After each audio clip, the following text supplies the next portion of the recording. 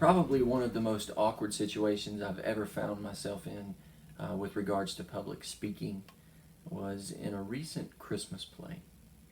We had three different productions of the play, or three different presentations of the same play. And my part was at the end.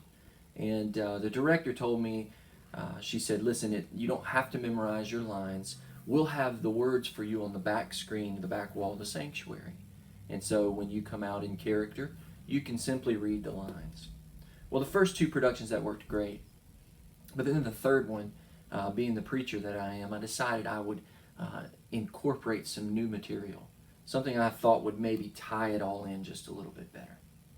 Well, I started kind of improving what I was going to say, and as soon as I did that, the team who was to put the words on the back wall started to panic, thinking that they had the wrong words there. And so they took it all down. And so because of my improv and because of the fact that I didn't tell anybody what I was going to do, I didn't have the crutch that I needed to finish the part that I needed. Needless to say, no one really knew what was happening, but I was able to tell it wasn't exactly what I wanted it to be. Now, why do I tell you that story? I tell you that story because my name's Jason.Browning. I'm the assistant pastor at Westmore Church of God, and I want to talk to you about introductions in sermons. An introduction is an important piece, an important part of the sermon, and in many ways what I just introduced you to with regards to the story about the play was an introduction to this talk. And it really helps illustrate an important part of introductions. Introductions are super significant because you have to work hard for your introductions, and you have to build a connecting point in your introduction. Whenever I do an introduction to a sermon, I immediately want to draw a connection to the people who are listening. The most important thing in the introduction is not information. People don't need more information. The most important thing in an introduction is connection. You want to be able to connect to your audience. Now, subconsciously, there are a lot of different messages that get sent in church that kind of disconnect the speaker from the audience. The speaker is the person who, typically speaking, is better dressed. It's the person that's holding a microphone. They're elevated on a stage. They're behind a pulpit. There's a great distance between them and the audience. And so there's a lot of different messages that kind of subliminally communicate to the audience that you are different than this person. And in order to effectively communicate to people, the first thing you want to do in your introduction is build that connection. You want to shrink the room and get right in the face of the people in the sense that you're having a one-on-one conversation with them.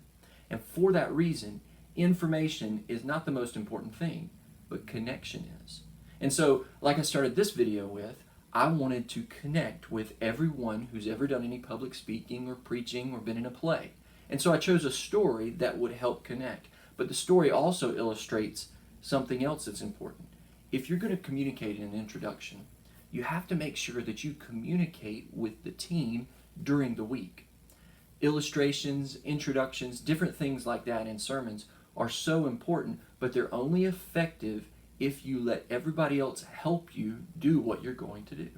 Had I told the people up in the sound booth who were running the screen what I was going to do, stick with me, I'm going to add a few lines at the front end, they wouldn't have removed my lines and I wouldn't have felt so rushed to conclude the play. Had I communicated with the team during the prior week, I would have been able to effectively communicate more in my part. And that's important for you whenever you're doing an introduction to a sermon. Introductions to sermons are attention getters.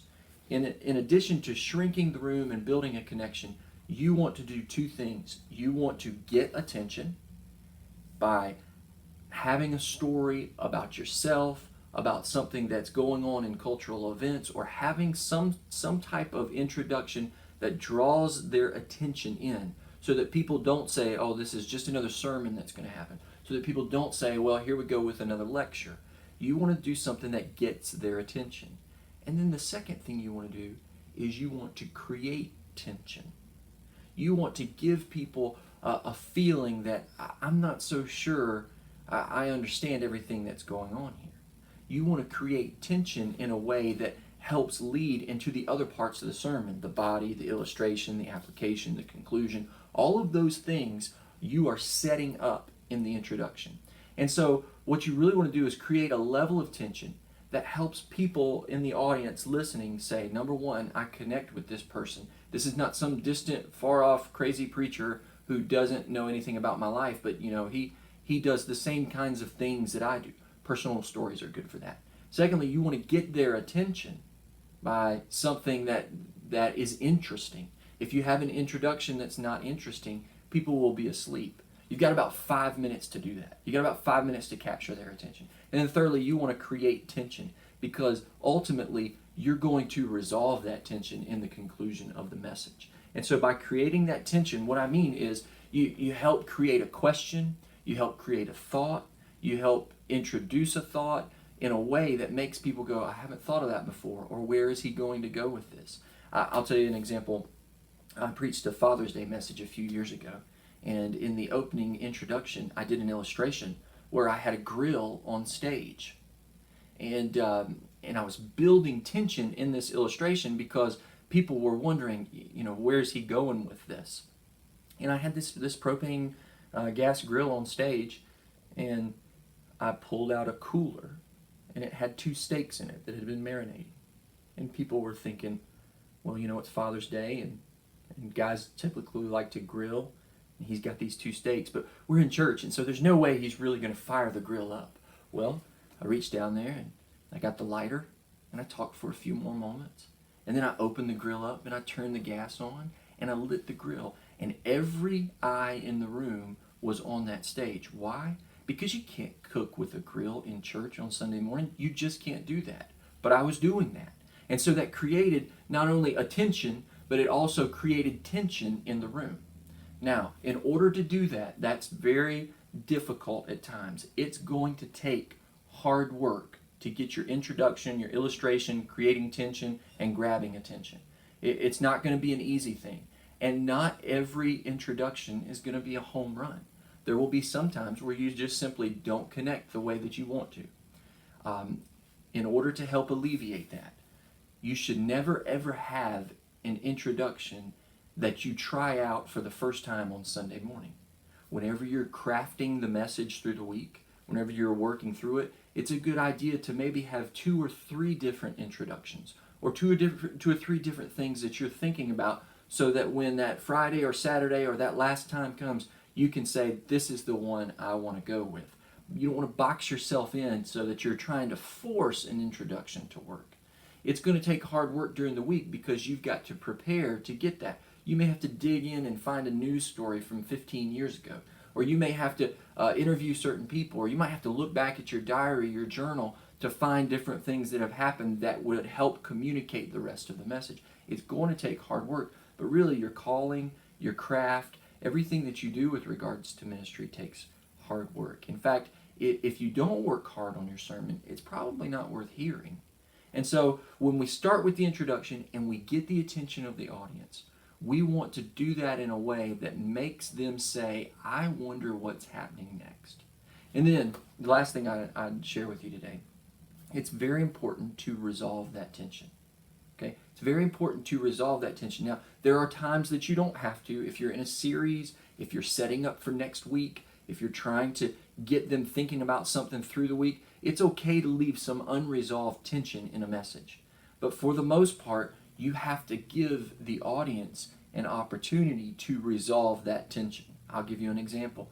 I was in a sermon one time. I was listening to a guy preach, and he was preaching about the 3 Hebrew boys in the fiery furnace. And he started preaching, and he went through, and he had a great outline and a great message. And then he had a response time where people came down and prayed, but he never got the 3 Hebrew boys out of the fiery furnace.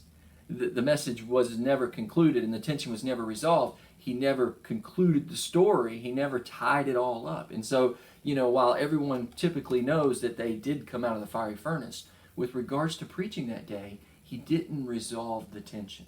And so we have to assume when we're preaching that there are people in the room who've never heard the stories before. We have to assume that there are people that can't resolve the tension on their own. And in fact, whenever I preach, I try to preach at a 7th grade level.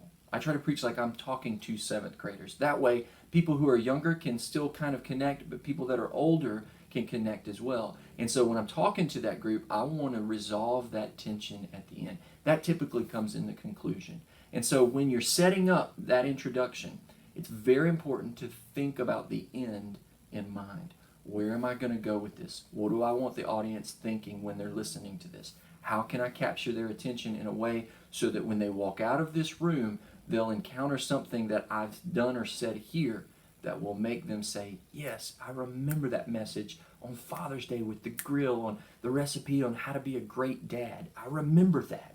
And so that's really what the goal is. You want your sermons, your introductions, to move people from point A to point B, to get them thinking, to get them involved in a discipleship process so that they can explore on their own and come back next week to be involved.